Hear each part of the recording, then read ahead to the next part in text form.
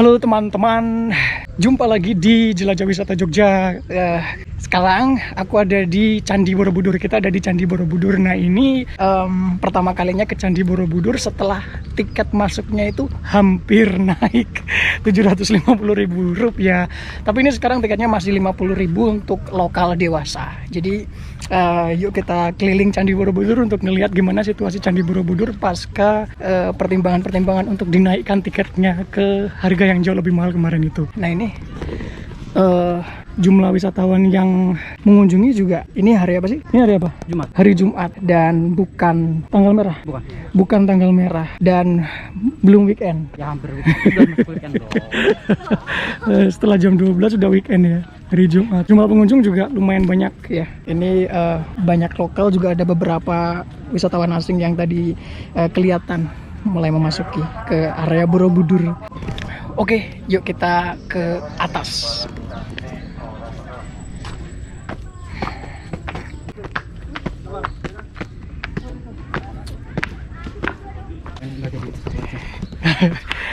Ini apa namanya?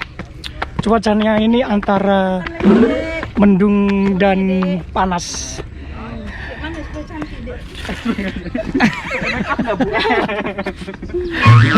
Mana dek?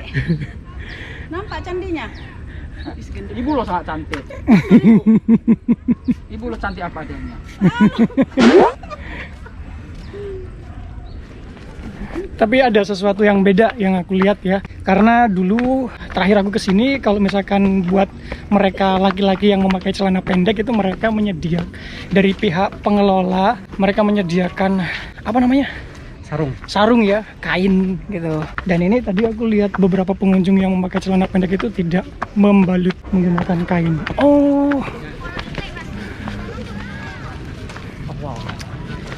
Terungkap sudah. Jadi sekarang tidak ada akses buat masuk ke atas.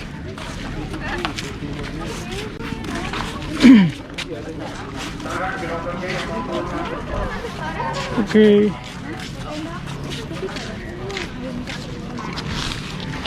Jadi ternyata itu makanya mereka yang pakai celana pendek itu tidak menggunakan kain pembalut karena mereka tidak akan naik sampai ke atas. Jadi tiket 50.000 untuk semuanya ya, tiket masuk itu hanya sebatas di area sini.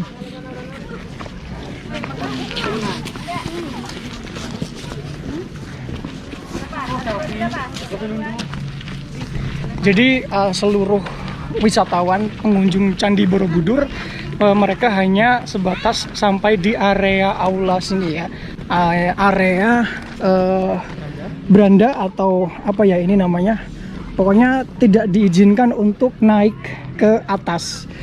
Jadi cuman boleh sampai di sini, kemudian kita diperbolehkan untuk berkeliling ya, kayaknya memutari si candinya.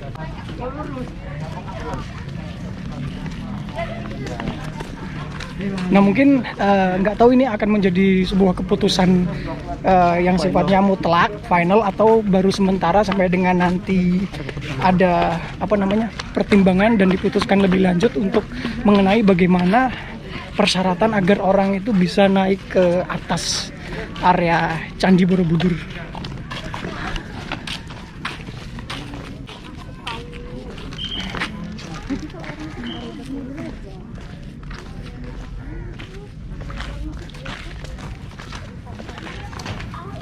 Dan ini benar-benar kita sampai sini itu cuma sekedar mengelilingi si Candi Borobudurnya ya.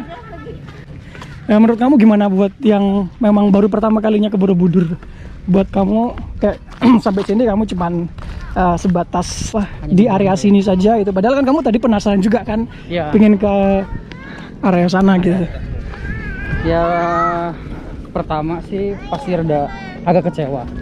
Karena memang yang dituju adalah masuk ke area candinya atau masuk ke kawasan ke atas, kawasan atas. Nah, tapi karena mungkin sudah ada pertimbangan lain yang tidak mengizinkan pengunjung untuk masuk ke sana, ya sudah mau tidak mau jadi harus mengikuti aturan yang sudah diberlakukan di area candi sini.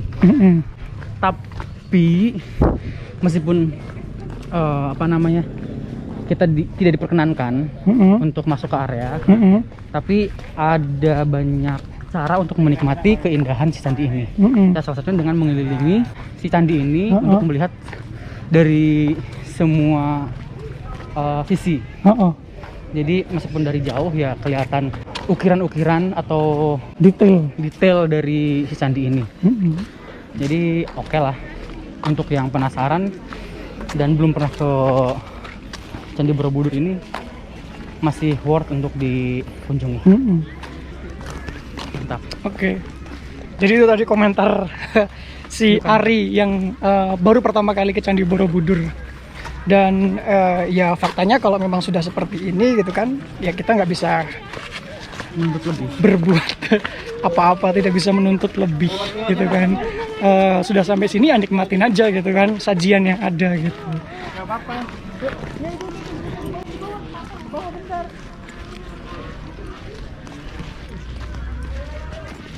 Mungkin dengan seperti ini di si Candi Borobudurnya sendiri itu apa ya namanya, akan lebih terjaga ya, betul. Akan lebih terawat gitu, dan hanya dibuka mungkin untuk kalangan tertentu dengan syarat dan ketentuan, misalkan dalam rangka ibadah, upacara atau apapun itu, seperti itu. Nah ini pengunjungnya juga rame ya.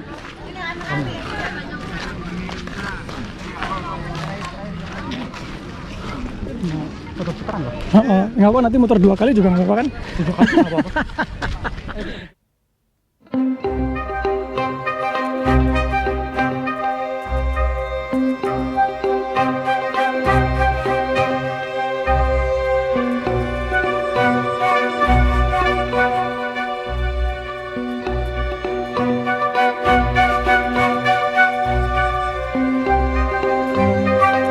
Kalau dari sini tuh kayaknya kecil ya.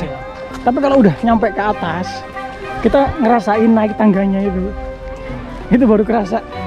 Oh kayak ternyata gede gitu kan.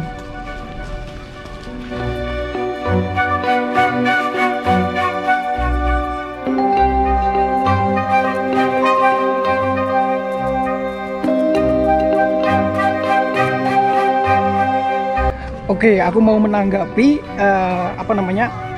soal izin dan tidak diizinkannya lagi untuk naik ke area Candi Borobudur. Menurut pengamatanku pribadi ya, selama ini mungkin dari semua pengunjung Candi Borobudur itu hanya let's say 20% ya.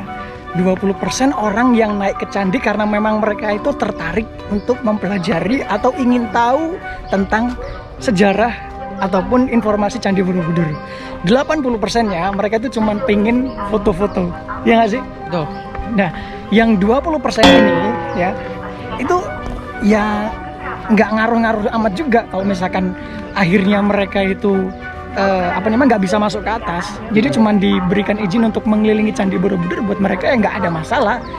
Karena mereka juga naik ke area dalam candi pun juga nggak ada tujuan gitu loh.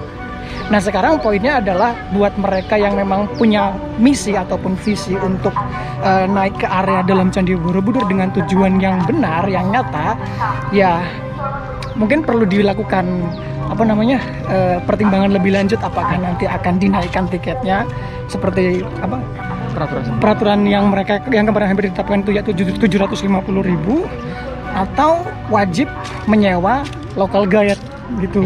Tapi harganya nggak mahal-mahal juga, nggak mahal-mahal sampai 750. Menurut aku 750 itu terlalu kemahalan. Mungkin harga guide-nya yang bisa dinaikkan ya 5 kali lipat atau 10 kali lipat. Oke lanjut. Jadi ya itu tadi, mungkin harus tetap harus ada pilihan ya atau solusi buat mereka yang memang punya keinginan ataupun dorongan ataupun alasan gitu kan untuk tetap naik ke area candi walaupun mereka harus membayar lebih. Ya mungkin nggak sekarang, tapi yang penting ada akses aja buat kesana. Ada akses untuk ke sana. Jadi biar ada pilihan aja. Seperti itu. Gimana menurut kalian? Kalian bisa tambahkan di kolom komentar.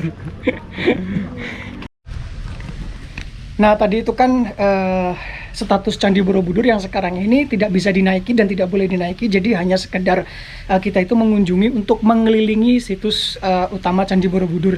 Dan buat mereka, kalian ataupun kita yang memang tertarik untuk mempelajari lebih jauh tentang Candi Borobudur, kita difasilitasi fasilitas museum ya. Jadi ada museum Candi Borobudur ya di area keluar atau area pintu keluar, dan di situ kita bisa mengenal lebih jauh tentang informasi ataupun sejarah dari Candi Borobudur, dan ini mungkin lebih akurat, kemudian informasinya juga kita bisa pelajari secara perlahan karena semuanya itu terlihat di gambar maupun tulisan. Yuk kita masuk ke area museum Candi Borobudur.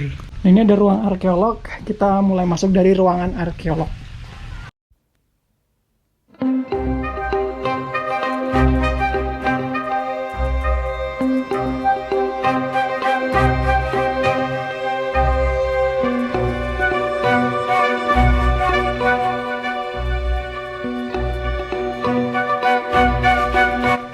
Nah, ini diorama dari si Candi Borobudurnya. Nise of Borobudur Temple. Nise stupa. Penggaraman pada batu candi. Pestisida yang digunakan untuk perawatan batu candi. Nah, ini lingga bertulis berasal dari Deang Payudang. Halus banget. Damplas. Lingga. Coba ini apa?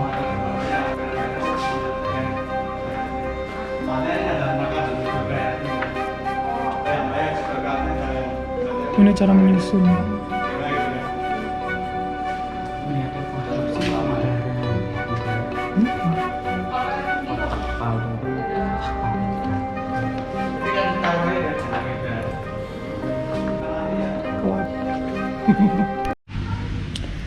Nah, ini di museum ini juga ada contoh dari salah satu patung Buddha ya yang belum selesai dipahat. Patung Buddha yang belum selesai dari stupa induk. Ini adalah salah satu contoh atau salah satu patung yang belum selesai dipahat. Berarti ini memang dari dulu sudah seperti ini dengan bentuk yang memang tidak sempurna. Jadi diindikasikan bahwa patung ini sebenarnya belum selesai dipahat. Dan yang menjadi pertanyaan, kenapa patung ini tidak diselesaikan? Apakah memang ada sesuatu hal gitu kan? Yaitu masih menjadi misteri. Mungkin yang bisa menjadi indikasi kenapa patung ini dianggap tidak selesai adalah dari tangannya. Itu kan tidak ada, ya kan? Tidak ada garis jari-jari jemarinya. Kemudian di bagian ketiak lengan sebelah kiri, ya itu juga masih menyatu antara lengan dengan badan. Nah, ini di lingkungan Museum Candi Borobudur, masih di area Candi Borobudur. Dan banyak hal menarik lainnya di area museum ini. Buat kalian yang memang masih ingin tahu tentang Candi Borobudur, ya disarankan untuk masuk ke dalam museum ini. Jadi kunjungan kalian ke Borobudur itu menjadi tidak sia-sia karena kalian setidaknya pulang masih bisa membawa informasi yang akurat, valid, dan relate dengan Candi Borobudur. Nah, ini ruang Karma Wibangga. Buat kalian yang pernah mendengar, Karma Wibangga itu adalah salah satu situs dari Candi Borobudur yang disembunyikan, yang memang lokasinya itu ada di bawah pondasi dari Candi Borobudur. Dan di sini kalau misalkan kalian ingin tahu tentang informasi lebih lanjut tentang situs tersebut, kalian bisa masuk ke ruangan di dalam area ini, dan di sini akan dijelaskan tentang apa saja relief yang ada di area Karma Wibangga. Dan di sini adalah salah satu potret ya, relief dari si Karma Wibangga. Dan dari sini memang terdapat banyak relief terkesan vulgar ya.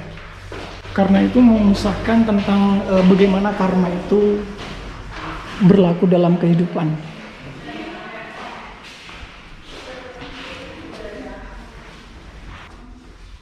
Oke, salah satu contohnya tentang bagaimana karma dan kelahiran kembali itu digambarkan dalam relief Candi Borobudur ini adalah seperti ini. Melakukan tindakan kekerasan dan pembunuhan bisa mengakibatkan kelahiran kembali di neraka. Dalam relief Karma Wibangga, adegan neraka digambarkan melalui rincian penyiksaan dan hukuman sebagai akibat dari jenis kejahatan tertentu. Nah, di sini ini kan ada tokoh ya, di mana ada satu orang yang disiksa, kemudian ada yang menyiksa. Ini adalah sebuah gambaran tentang bagaimana kondisi di neraka seperti itu. Arca-arca, posisi arca di Candi Borobudur. Dhyani Buddha Vajrasattva, kemudian Dhyani Buddha Vairocana, Dhyani Buddha Aksobhya. Nah, ini Aksobhya sama seperti yang ada di patung stupa ini. Dhyani Buddha Ratna Sambhava, Dhyani Buddha Amitabha, Amitabha, sikap Amitabha, Dhyani Buddha Amoghasiddhi. Ini Jala Dwara. Oh, exitnya ditutup.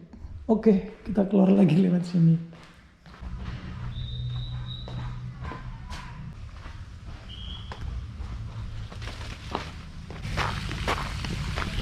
Oke, itu tadi beberapa hal menarik yang ada di area Museum Candi Borobudur yang bisa kita explore dan juga teman-teman explore juga.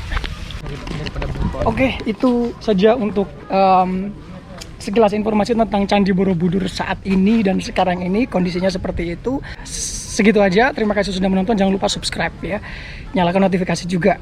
Terima kasih sudah menonton, saya Abdul, sampai jumpa.